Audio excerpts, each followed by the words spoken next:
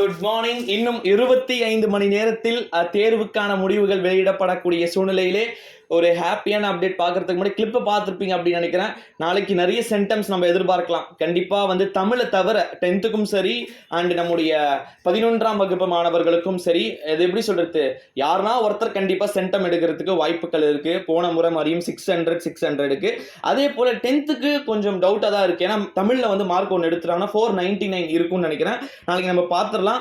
எல்லாருமே வந்து result, all pass, mark அப்படின்னு சொல்லிட்டு எல்லாருமே வந்து இருந்து கொண்டிருக்கக்கூடிய சூழ்நிலையில ஒருத்தர் மட்டும் எல்லா சப்ஜெக்ட்லையும் 15 25 எடுத்தா போதும் அப்படின்ற மைண்ட் செட்ல வந்து இருப்பீங்க.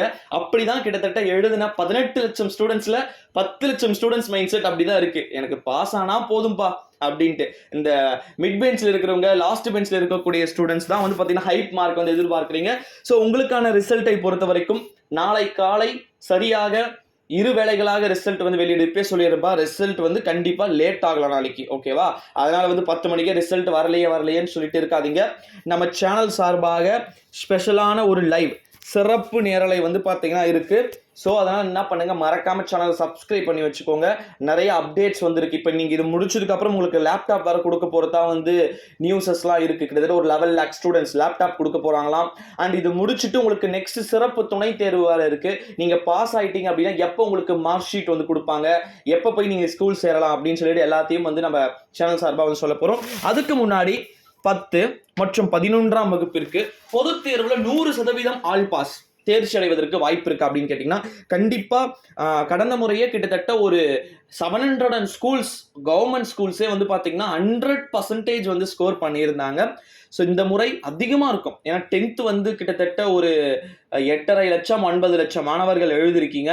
நம்முடைய 11th ஸ்டாண்டர்ட் வேற ஒரு 8 லட்சம் பேர் எழுதிருக்கீங்க. ஒரு 17-18 லட்சம் மாணவர்கள் இருப்பதன் காரணமாக எக்கச்சக்கமான மார்க் ஸ்கோர் பண்றதுக்கு வாய்ப்புகள் இருக்கு. 93 96% வரைக்கும் கண்டிப்பா இந்த 2 குரூப்பும் எடுக்க போறீங்க. அதுல எந்த விதமான சேஞ்சஸும் இருக்க போறது இல்லை. இன்னொரு மிக முக்கியமான ஒரு அப்டேட் என்ன அப்படின்னு வந்து பாத்தீங்கன்னா, 10க்கும் சரி 11ஆம் வகுப்புக்கும் சரி உங்க அப்பா நம்பரோ இல்ல உங்க நம்பரோ இல்ல உங்களுடைய ஆல் நம்பரோ நீங்க கொடுத்து இருந்தீங்கன்னாலும் கூட உங்களுக்கு டைரக்டா வந்து மெசேஜஸ் ஷார்ப்பா 10:01 மெசேஜ் போகும்.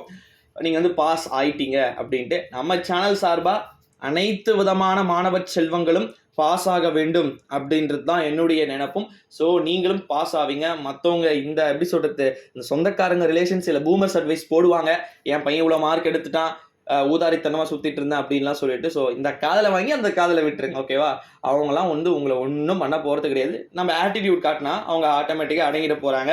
ஸோ ஓகே செல்லக்குட்டீஸ், முடிஞ்ச அளவுக்கு ரொம்ப ஜாலியா இருங்க, ஃபியர்னஸ் இல்லாம.